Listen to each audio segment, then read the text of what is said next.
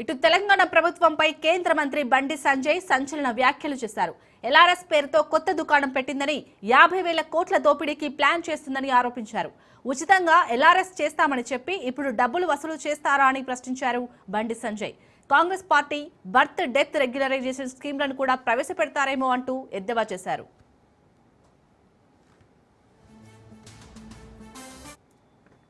కొత్త దుకాణం తెరిచారు ఇవాళ ఎల్ఆర్ఎస్ పేరుతోని. ఎల్ఆర్ఎస్ అట మార్చి 31 వరకు ఎల్ఆర్ఎస్ కు అవకాశం ఇస్తారట. ఇదే రాష్ట్ర ముఖ్యమంత్రి గాని మా ప్రభుత్వం అధికారంలోకి వస్తుంది, మేము ఫ్రీగా చేస్తాము, బీఆర్ఎస్ పార్టీ దాచుకుంటుంది పైసలు అని చెప్పి ఇదే కాంగ్రెస్ పార్టీ నాయకులు ఇలా ఆ రోజు ఊకదప్పుడు ఉపన్యాసాలు ఇచ్చారు.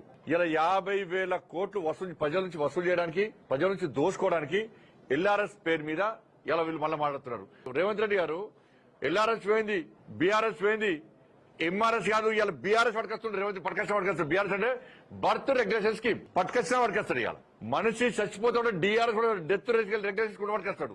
చచ్చిపోతాడు పైసలు వసూలు చేసే పరిస్థితి వచ్చింది. ఇవాళ 1,000 కోట్లు దోసుకుంటున్నారు. కాబట్టి ఇట్లా అన్ని రకాలుగా ప్రజల నుంచి దోసుకోవడానికి ఇలా కాంగ్రెస్ పార్టీ ప్రభుత్వం చేస్తున్నది. ఏమంటే కేంద్రం తెచ్చడము, నేను క్లియర్ గా చెప్పినాం. కేంద్ర బడ్జెట్ మీద నేను సవాల్ చేస్తాం, చర్చించడానికి మేము సిద్ధము. 1,08,000 కోట్ల రూపాయలు తెలంగాణ రాష్ట్రానికి ఇచ్చినాము. కేంద్ర ప్రభుత్వం ఏమిచ్చింది, మీరేమిచ్చిర్రో దాని మీద చర్చించడానికి మేము సిద్ధము. ఇలా మేము సవాలు ఇస్తే సవాల్కి సిద్ధం లేరు మీరు, మరి కేంద్రాన్ని తిడతారు వాళ్ళ.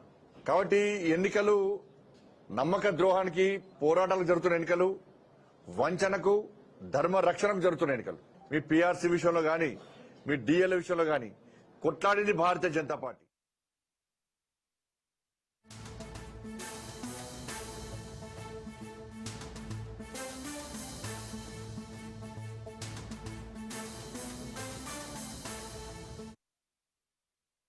కేంద్ర మంత్రి బండి సంజయ్ హాట్ కామెంట్ చేశారు. ముస్లింలను తీసుకొచ్చి బీసీలో కలిపారని ధ్వజమెత్తారు బండి సంజయ్. ఇప్పటికైనా ప్రభుత్వం బీసీ కేటగిరీ నుంచి వారిని తొలగించి 42% రిజర్వేషన్లు ఇవ్వాలని డిమాండ్ చేశారు. ముస్లింలను తొలగిస్తేనే రిజర్వేషన్ల ఆమోదానికి ప్రయత్నం చేస్తామని స్పష్టం చేశారు బండి సంజయ్.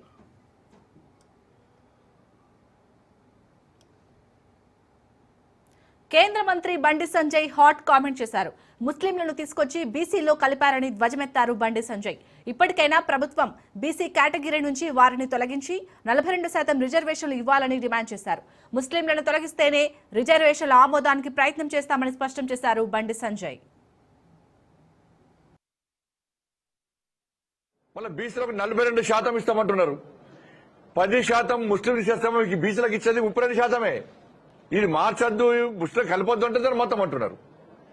కేంద్ర ప్రభుత్వం దగ్గర ధర్నా ఇస్తాడు. ఏం ధర్నా ఇస్తారు మీరు?